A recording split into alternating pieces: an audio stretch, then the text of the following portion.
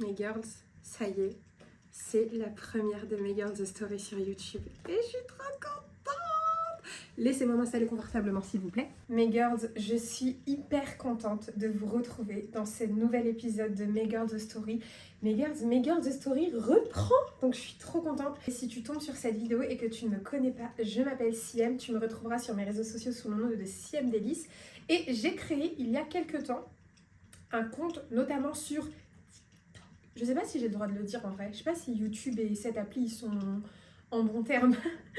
J'ai créé un compte qui s'appelle Mes Girls Story où chaque soir je racontais l'une de vos histoires, des histoires de mes abonnés qu'elles ont pu m'envoyer directement par mail à l'adresse mail suivante mesgirls.story@gmail.com. Donc si toi aussi tu veux partager ton histoire, que ce soit une histoire drôle, une histoire courte, une histoire longue, une histoire triste, une rencontre, un bonheur, une maladie, ce que tu veux. J'ai décidé de reprendre sur YouTube Mes Girls pour la bonne et simple raison que sur l'autre réseau social c'était très compliqué pour moi, c'était extrêmement fatigant. Je publiais une vidéo par soir et en fait ça me prenait énormément de travail, sachant en plus que sur l'autre réseau social on est limité quand même à 10 minutes alors que là je peux faire autant que je veux, je peux mettre autant de story time que je veux dans une seule vidéo et c'est vraiment ce que je préfère.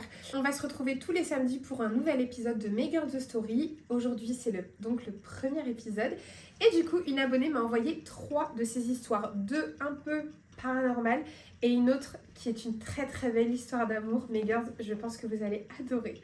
Du coup, n'hésite pas à faire comme moi, installe-toi confortablement, mets-toi, parce que là, ce que t'entends, j'ai pas de cheminée chez moi. C'est juste la télé, j'ai mis une cheminée pour rendre le truc un peu chaleureux, tu vois. Donc, n'hésite pas à t'installer confortablement. Prends-toi une petite boisson chaude, une petite boisson froide pour t'accompagner. Et c'est parti. Coucou Siem, c'est... je donnerai pas son nom. Déjà dans un premier temps, je voulais te dire que tu es mon coup de cœur TikTok de ces dernières semaines. J'adore ton contenu, tu m'as presque donné envie de me maquiller avec tes transitions. Moi qui ne mets uniquement que du fond de teint et de l'anti-cerne pour cacher mes imperfections, je n'ai même pas de palette pour les yeux. On peut y remédier ça.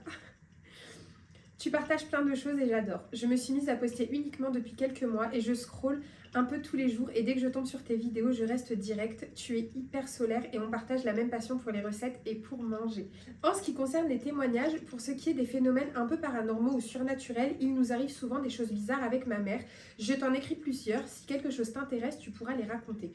Évidemment, mes girls, je vais vous raconter tout ce qu'elle m'a envoyé. C'est parti pour la première histoire. Méfiez-vous de tout votre entourage. Ma mère a souvent raconté à mon père des visions qu'elle avait, soit par des rêves ou des messages qu'elle prenait comme des mises en garde ou quelque chose qui pouvait arriver de négatif dans sa vie. Mais il n'a jamais vraiment cru en ce genre de choses, sauf cette fois où tout s'est passé sous ses yeux et qu'il n'a pas pu nier l'évidence. Mes parents étaient des meilleurs amis depuis l'âge de 6 ou 7 ans. Ils habitaient dans le même immeuble et étaient les meilleurs amis. À l'âge adulte, ils se sont dit oui et ont eu 3 enfants, dont moi l'aînée. Elle est trop belle cette histoire, elle commence trop bien cette histoire. De l'extérieur, ils avaient une vie merveilleuse. Ils sont hyper solaires, de bonne humeur en public. Mon père sans diplôme gravit les échelons et devient directeur d'un grand magasin, donc une très bonne situation financière. La vie de famille idéale, les enfants, la maison, les voyages, bref, une vie un peu trop parfaite pour certains qui a attisé beaucoup de jalousie. Alors que quand la porte est fermée, nous étions une famille plus que lambda, avec nos hauts et nos bas, nos deuils, nos embrouilles, comme tout le monde en fait. Un jour, un repas de famille, ça parle de mariage et des alliances. Ma mère enlève son alliance et la montre fièrement en disant qu'elle est hyper costaud et de très bonne qualité. Et pour rigoler, mon père essaie même de la plier entre ses doigts, mais elle ne bouge pas d'1 millimètre. Et ce détail est très important. Quelques jours plus tard, ma mère se réveille un matin et sa bague est complètement tordue, au point qu'elle n'arrive même pas à la sortir de son doigt sans utiliser du savon.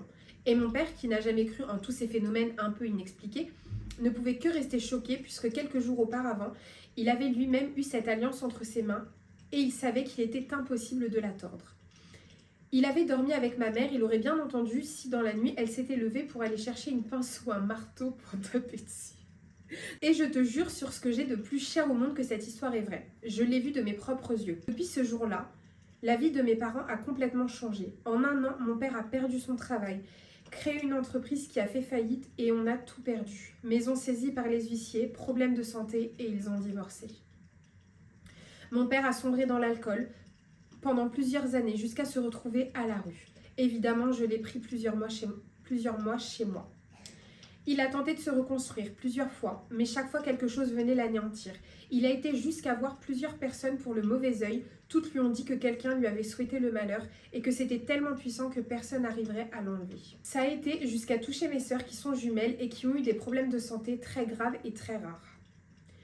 Ma mère avait senti tout ça, et pourtant elle n'était jamais prise au sérieux. Nous pensons avoir découvert qui était à l'origine de tout ça. Une femme proche de la famille qui n'a jamais aimé ma mère. Depuis cette découverte, tout s'est arrêté et à son tour, cette femme a vécu du malheur dans sa famille que nous ne lui souhaitions pas.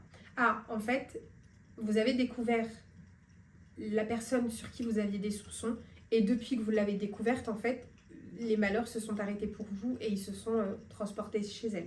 Si je comprends bien. Nous n'avons jamais souhaité le malheur à la personne, bien que notre famille ait été très impactée. On fait confiance à la vie et au karma pour reprendre le cours des choses et donner à chacun ce qu'il mérite de bien ou de mal. Après 8 ans de cauchemar, mon père s'est reconstruit, non sans peine puisque j'ai passé ces 8 ans à le soutenir quotidiennement et à vivre ce cauchemar avec lui. Mais grâce à Dieu et à l'univers et à ce que chacun croira, on est redevenu une famille unie, soudée, malgré qu'il soit resté divorcé mais heureux. C'est fou parce que cette histoire, elle commence tellement bien, le début est tellement beau que c'est tragique en fait quand il y a ce genre de choses. Et vous savez, des fois, le mauvais œil, pour ceux qui y croient, hein, le mauvais œil, des fois, je vous jure qu'il peut être causé juste par la jalousie des gens. Par la jalousie des gens qui n'arrivent pas à construire parce qu'ils ne s'en donnent pas la peine et parce qu'ils n'arrivent pas à affronter les épreuves. Et bah, du coup, ils vont jalouser les personnes qui, en apparence, ont l'air d'être une famille genre parfaite. Alors qu'aucune famille n'est parfaite, aucune personne n'est parfaite. Comme elle l'a dit dans son histoire, une fois que la porte elle est fermée, forcément, ils ont aussi leur haut, leur bas, leurs disputes. Enfin, voilà, c'est comme chez tout le monde. Mais c'est vrai que quand ça attise la jalousie de certaines personnes, le mauvais œil peut être très, très, très puissant. Et puis bah, ça peut causer du tort. Mais bon, je suis quand même très contente que ça se soit apaisé et que ça aille beaucoup mieux, que ce soit pour tes parents. Puis j'espère aussi que tes soeurs vont mieux. Histoire numéro 2. Pour les 60 ans de ma mère, elle ne voulait pas une grande fête. Son père, mon grand-père, est décédé quelques mois auparavant et elle était encore en deuil. Ça a été très difficile pour elle parce qu'on était très proche de lui.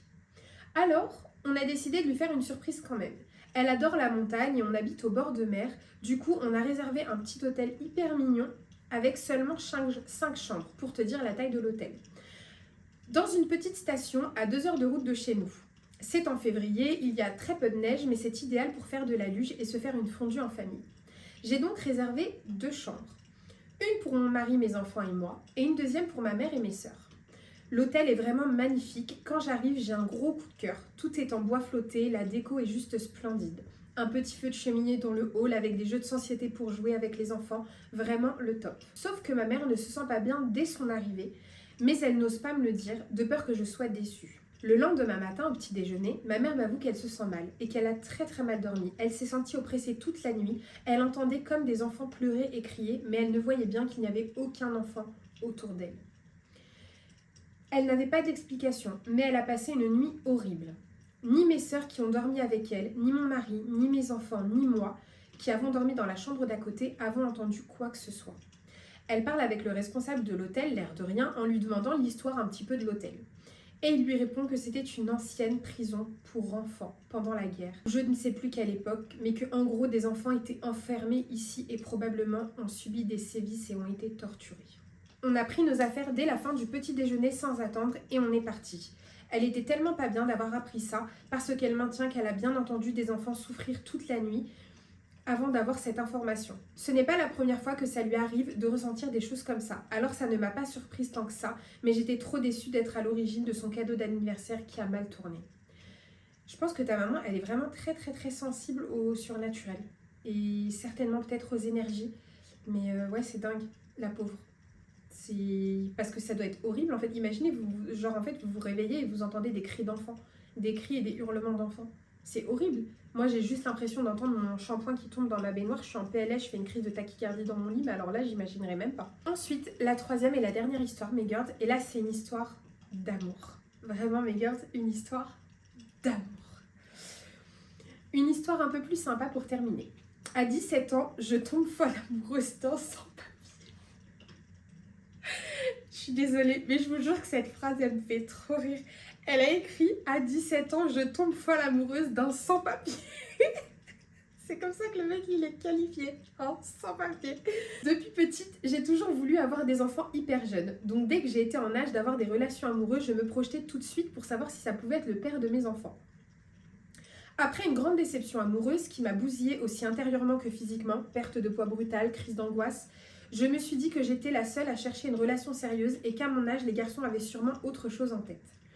Donc j'abandonne l'idée de trouver mon futur mari et je me dis que je finirai seule avec des chats. Il y en a, c'est leur but dans leur vie. Il y en a vraiment, leur but, c'est pas d'être en couple et c'est totalement ok, d'accord? C'est absolument pas un jugement. Mais il y en a vraiment, ils sont tellement dégoûtés, je pense, de l'être humain que leur but dans la vie, c'est de rester seuls avec leurs animaux. Voilà, c'est... Et un jour, je croise un ami qui lui-même est avec un pote à lui qu'on appellera Mehdi pour l'histoire. On se pose une bonne partie de la soirée tous les trois. J'ai eu un vrai coup de cœur pour ce fameux Mehdi. Et j'en parle de suite à mes copines, comme si ça allait être l'homme de ma vie, le père de mes enfants, alors que je l'avais vu 2 heures seulement et qu'il est timide et qu'il m'a à peine adressé la parole de la soirée. Vous savez, ça me fait penser à quoi? Ça me fait penser avec une de mes copines, quand on avait genre 22, 23 ans, un truc comme ça, on avait planifié notre mariage alors qu'on n'avait personne, on était seuls au monde. On avait planifié notre mariage, on se projetait, mais tellement loin. Ça me fait trop penser à ça. Du coup, je comprends grave en fait dans quel état d'esprit tu étais. Je fais en sorte de le voir le week-end suivant en proposant à mon ami de base de se faire un McDo. Et comme j'avais compris que Mehdi était son coloc et qu'il était toujours ensemble, je savais qu'il serait là aussi. Je viens avec 2 copines à moi, hyper contente de leur présenter le fameux garçon qui ne m'a pas calculé, mais de qui j'étais presque déjà amoureuse. Ce soir-là, on se retrouve tous au McDo et la déception. Mehdi arrive avec sa copine. Mes copines en fou rire parce que ça faisait des jours que je leur disais « Vous allez voir, il est trop beau, il a trop de charme, je vous dis, c'est l'homme de ma vie. Je me décompose, je suis en PLS. » Je ne suis pas du tout le genre de fille à côtoyer un homme en couple, même s'il n'est pas marié. Donc peu importe le coup de cœur que j'ai eu, je vis ma petite déception de mon côté et même pas j'envisage quoi que ce soit avec ce Mehdi. Sauf qu'on se voit de plus en plus, toujours en groupe, puisqu'à la base c'est le colloque d'un ami de longue date, mais je vois bien des regards, il y a des petites blagues. Je ne comprends pas parce que ma porte est complètement fermée et rien ne laisse penser que je suis réceptive. J'en parle avec mon ami qui m'explique qu'il n'y a rien avec cette fille, ils se connaissaient depuis moins d'1 mois, elle ne veut pas le lâcher, mais ils ne sont même pas en couple réellement. Il a été honnête avec elle, mais elle s'accroche quand même et elle espère quelque chose avec ce Mehdi. Ce Mehdi faisait tomber des têtes, voilà, faisait tourner les têtes partout, l'expression de Jean-Michel à peu près. C'est le feu dans mon ventre, mais évidemment, en tant que femme qui se respecte, je me fais désirer. Ça dure plusieurs mois, mais il passe toutes les épreuves, dont celle de faire en sorte que cette fille ne l'approche plus et qu'il soit clair une bonne fois pour toutes avec elle. Et le jour où on officialise, il m'avoue qu'il n'a pas les papiers. Douche froide, 1000 questions en tête, je le quitte avant même d'avoir commencé quelque chose de sérieux. Je te jure que cette histoire, elle est à la fois triste, à la fois belle, mais elle est tellement drôle. Comment tu me l'as écrit, c'est tellement drôle. On est malheureux tous les deux. On se remet ensemble, on l'annonce à nos familles, pas de problème de son côté, bien que je sois française et non musulmane. Par contre, de mon côté, c'est hyper tendu. Je suis hyper proche de ma famille, c'est très difficile pour moi d'être fâchée avec eux. Mais je ne lâche pas. Je leur annonce quelques temps après qu'on va se marier. Nouvelle douche froide pour eux. Mon père en panique, il a tellement eu peur que je me fasse avoir. Il part de chez moi hyper fâché et c'est très très dur. Bon, il est resté fâché que 24 heures parce que le lendemain, il débarque chez moi en nous annonçant qu'il va nous offrir le mariage. Ça, c'est trop mignon. Vraiment, c'est trop mignon. Je peux comprendre la réaction un peu excessive du père, peut-être qui panique, qui a peur pour sa fille, mais du coup, certainement, qui, après réflexion, se dit qu'il a confiance en sa fille et que, évidemment, il ne va pas l'empêcher de se marier. Et en plus, il leur offre le mariage. Alors ça, j'ai eu un mariage de princesse avec la robe de mes rêves, la limousine. J'ai perdu beaucoup d'amis qui m'ont tourné le dos et qui m'ont beaucoup critiqué sur le choix que j'ai fait, à savoir qu'aujourd'hui, la plupart sont séparés ou n'ont jamais été en couple sérieusement plus d'1 an. Mais j'ai écouté mon cœur et depuis mes 18 ans, je suis mariée avec l'homme de ma vie. J'en ai 34 aujourd'hui, 2 enfants de 14 et 10 ans. Et bien sûr que nous avons eu des hauts et des bas et que notre histoire n'a pas été qu'un conte de fées. Parce que la routine, les enfants, le travail, ça use, mais j'ai exactement la vie que je voulais avoir. Il me traite comme une reine et mon père l'a pris comme son fils. Pareil pour moi dans sa famille. Il est mon meilleur ami, mon mari, mon psy, mon tout. Et je souhaite à toutes les femmes de cette terre de connaître une histoire pareille. Je vous avais dit qu'elle était trop belle cette histoire. Je vous jure, ça me fait des papillons, je trouve ça trop beau. Vraiment, je trouve ça trop beau. Je te laisse le droit d'auteur de cette histoire. Tu peux les raccourcir, les raconter en entier ou ne pas les raconter du tout si tu en as des mieux. Tu peux raconter en anonyme, il y a trop de gens malveillants. T'inquiète, c'est bien en anonyme. Je te souhaite une belle soirée et à très bientôt. Merci beaucoup pour tes histoires. Franchement, j'ai adoré tes histoires et j'ai adoré et merci d'avoir partagé des petits bouts de ta vie comme ça avec nous. Et vous voyez, mes girls, il faut vraiment pas se fier aux apparences et il faut croire aussi en son instinct. Il faut aussi croire en ce qu'on ressent, tu vois. Des fois, il y a des gens, tu les sens pas pour une raison et tu dois suivre ton instinct. Et des fois, il y a des gens, tu sens en fait que c'est la bonne personne, tu sais que c'est la bonne personne. Et en fait, dans ce que tu dis, je te jure que j'ai ressenti exactement la même chose avec mon mari. C'est pour ça que ton histoire, elle me parle énormément. Et vraiment, des hauts, des bas, tout peut-être, on peut tout affronter quand on est avec sa moitié. Et évidemment, quand sa moitié se donne les moyens aussi. Mais vraiment, moi, avec ma petite expérience de mariage, ça fait 8 ans et demi qu'on est mariés avec mon mari.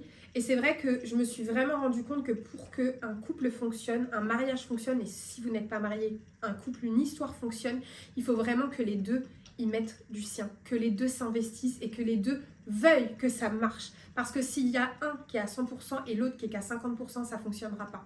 On est obligé d'être sur une certaine équité, d'être à 100% chacun et de donner beaucoup d'amour et beaucoup de respect et beaucoup de compréhension et des fois il y a beaucoup d'engueulades et beaucoup de disputes et il y a aussi les épreuves de la vie qui s'ajoutent à ça, donc c'est pas toujours facile, mais il faut se battre, il faut rester et ton histoire est magnifique.